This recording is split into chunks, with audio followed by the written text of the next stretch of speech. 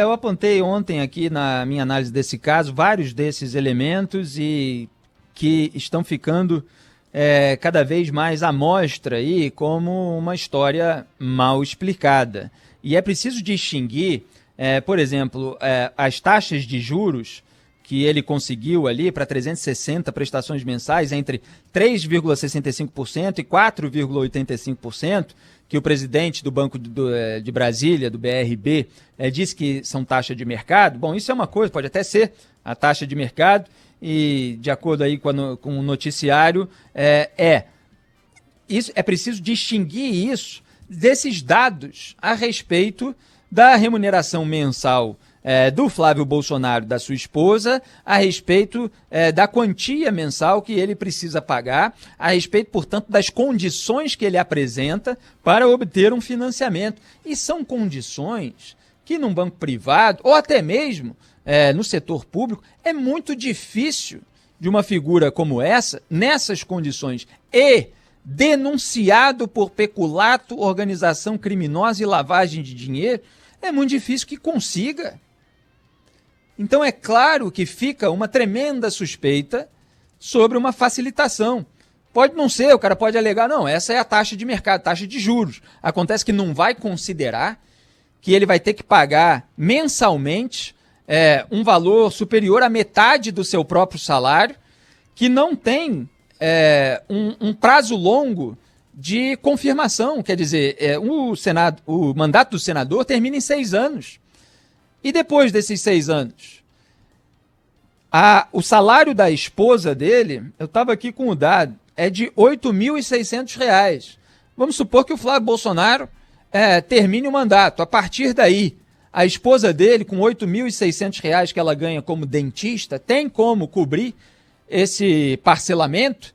Não tem. O Flávio sendo denunciado, vamos supor que a justiça, embora seja difícil no Brasil, como a gente está vendo, inclusive nesse programa, o afaste do mandato antes, já que pesa contra ele uma denúncia gravíssima e há outras frentes de investigação. Ele vai ter como arcar, se houver uma decisão que faça com que ele não receba mais a sua remuneração pendente para até o fim do mandato? Então, quer dizer, nada disso foi considerado. Que tipo de financiamento é esse? Eu falei ontem aqui que os próprios aliados do Flávio Bolsonaro, do Jair Bolsonaro, a turma lá do bolsonarismo ou da base do governo que pertence a outros partidos, tinham considerado um tiro no pé.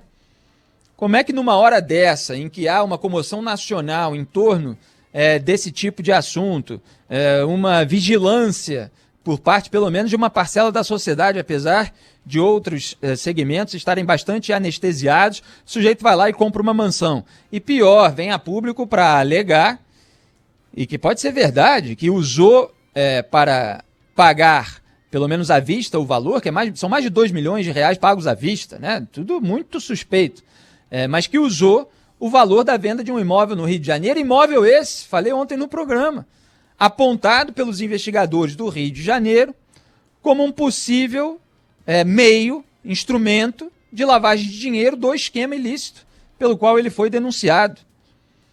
É claro que a indicação que poderia haver do atual presidente do Banco de Brasília para o Banco do Brasil, onde o André Brandão, se eu não me engano, está pendurado justamente porque, assim como o presidente da Petrobras estava enxugando a máquina pública, estava desempenhando ali uma agenda liberal e acaba irritando mais cedo ou mais tarde o presidente Jair Bolsonaro, ele estava para ser, portanto, o presidente de Brasília indicado para gerir o Banco do Brasil. E isso subiu no telhado agora, porque se o Jair Bolsonaro vai lá e dá de presente, né, uma amostra de uma contrapartida, né? Muito obrigado por ter financiado aí a mansão do meu filho, agora o senhor é presidente do Banco do Brasil, pega mal, evidentemente, para o Jair Bolsonaro e arrasta ainda mais o escândalo para o Palácio do Planalto, que eu imagino que não seja o que o Jair Bolsonaro quer.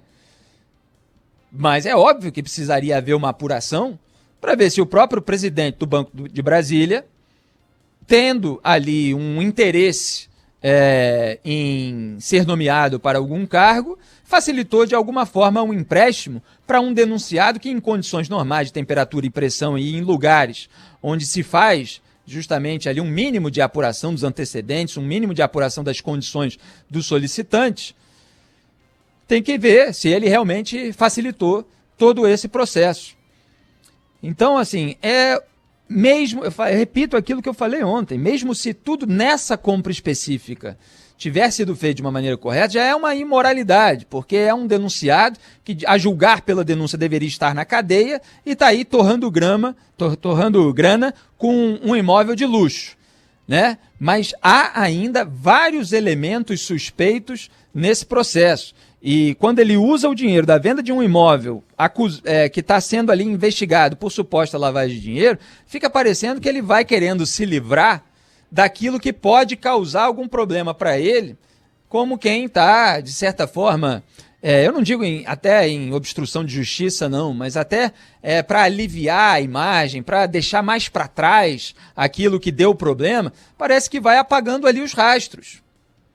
Então, não, olha, esse aqui foi uma venda de imóvel. Ele veio a público num vídeo gravado para falar, não, dinheiro da venda de imóvel. E não falou que era um imóvel que está aí considerado como uns possíveis métodos de lavagem de dinheiro. A gente sabe que houve depósitos antes de pagamento de parcela para financiamento de imóvel aqui no Rio de Janeiro. Então, é um caso todo complicado. E, olha, nem os aliados do Flávio Bolsonaro julgaram uma atitude inteligente.